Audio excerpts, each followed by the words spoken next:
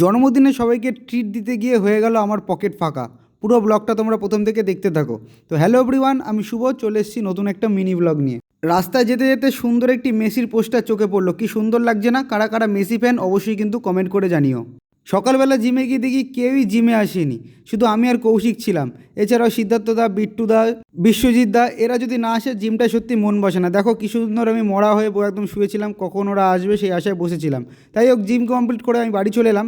আমি যখনই লাঞ্চ করতে বসবো ঠিক মালটা এসে আমাকে এইভাবে পটাবে যে ওকে আমাকে খাবার দিতে হবে।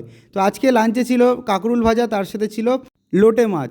এই মাছেদের মধ্যে একমাত্র প্রিয় মাছ হচ্ছে আমার লোটে মাছ। তো যাই হোক, দেখে একদম জিভ থেকে জল পড়ে গেল। টেস্ট করে দেখলাম বেশ ভালোই হয়েছিল। সন্ধেবেলা চলে এলো দার্জিলিং থেকে ফোন, দেখতে পাচ্ছ দার্জিলিং গিয়ে আমাকে লোভ দেখাচ্ছে আমার বোন।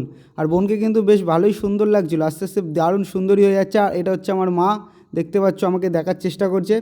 এরপর হচ্ছে সেই মুহূর্ত যখন ফোন এলো, ট্রিটটা দে। তো আমি যাই হোক করে বেরিয়ে পড়লাম ট্রিটটা দেওয়ার জন্য।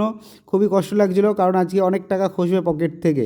তারপরে চলে গেলাম একটা নতুন রেস্টুরেন্টে। তো রেস্টুরেন্টে অর্ডার করা হয়েছিল হচ্ছে চিলি চিকেন, তার সাথে এগ রাইস। দিতে অনেকটাই লেট করেছিল, খিদে দ্বিগুণ বেড়ে গেছিলো। যাই হোক, প্রথমে চিলি চিকেনটা দিল, তারপরে এগ রাইসটা নিয়ে এলো প্রায় অনেকক্ষণ বাদে। এই দেরি করে দেওয়া ছাড়া কোনো কিছু মাইনাস পয়েন্ট এই রেস্টুরেন্টটা আমার লাগেনি, বেশ ভালোই লেগেছে। তোমরা যদি কেউ যেতে চাও অবশ্যই কিন্তু কমেন্ট করে জানিও, আমি অবশ্যই লোকেশান তোমাদের আমি বলে দেবো, ওকে। তো ফ্রাইড রাইস আর এগ রাইস দিয়ে গেল সবার পাতে। এখানে আমরা ছিলাম টোটাল 6 জন। তো দেখতেই পাচ্ছ, একটু টেস্ট করে দেখি, সেটা হচ্ছে মেন কথা, কীরকম খেতে। প্রথম বাইটটা দিয়ে দেখলাম বেশ ভালো হয়েছে। তারপর আর কি, আর বেশি দেরি না করে আরও একটা বাইট দিয়ে দিলাম মুখের ভেতরে। সিরিয়াসলি দারুণ হয়েছিল খেতে, ঠিক আছে।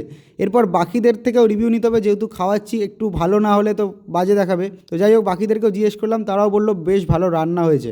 সবাইকে খাইয়ে দাইয়ে পেটটা মোটা করিয়ে বাড়ি পাঠিয়ে দিলাম। তারপর আমরা নিজেরাও বাড়ি চলে এলাম। আজকের ব্লগটা এই পর্যন্তই। তোমরা প্লিজ সাবস্ক্রাইব করে নেক্সট ব্লগের ওয়েট করো।